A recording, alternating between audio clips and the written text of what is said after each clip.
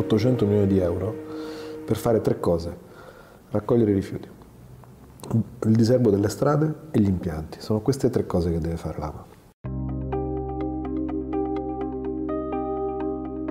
Gli impianti non li ha fatti. Roma è una giungla e i rifiuti sono per strada.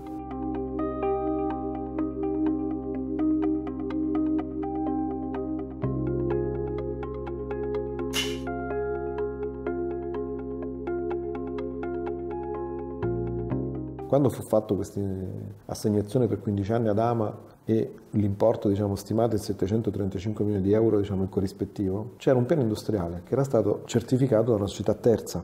Quel piano industriale nel 2016, quando arriva prima Tronca e poi arriva la Raggi, viene cancellato.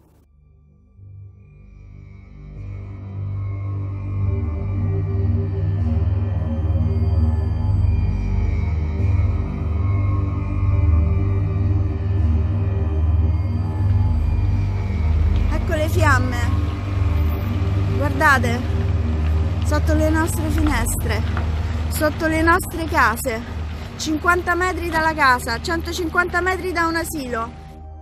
Quando c'è stato l'incendio del TMB hanno fatto una memoria di giunta in cui hanno trovato delle alternative che dimostra che il TMB, quell'impianto, poteva essere chiuso prima, in tempi di pace come dico io, programmando bene la sua chiusura, mentre si è dovuto prendere atto in fretta e furia che l'impianto non c'era più. È passato un mese, noi abbiamo 2000 tonnellate di rifiuti più il fosse che ancora è dentro la camera in cui veniva lavorato e non c'è una chiarezza di che cosa può succedere. I camion entrano e escono, si usa solo il parcheggio, ma gli operai entrano ed escono in un posto che è contaminato.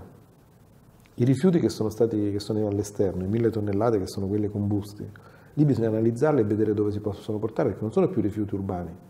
Hanno cambiato classificazione, tutto questo, cioè un piano di gestione di questa emergenza non c'è. La sindaca tace, ma anche, devo dire, la regione, ma anche il governo.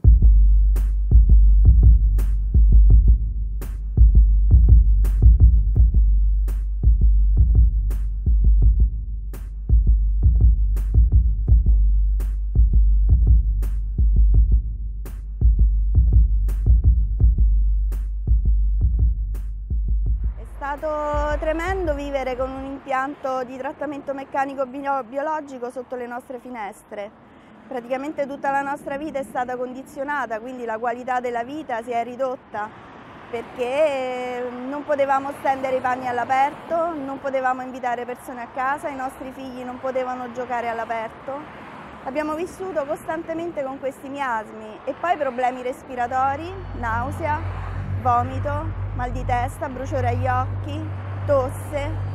Per 8 anni abbiamo vissuto così, fino all'incendio. Avevano promesso la chiusura nel 2019, solo se la differenziata fosse arrivata al 70%. Per questo era una presa in giro, perché considera che adesso al momento è il 44,3%, impossibile arrivare nel 2019 al 70%.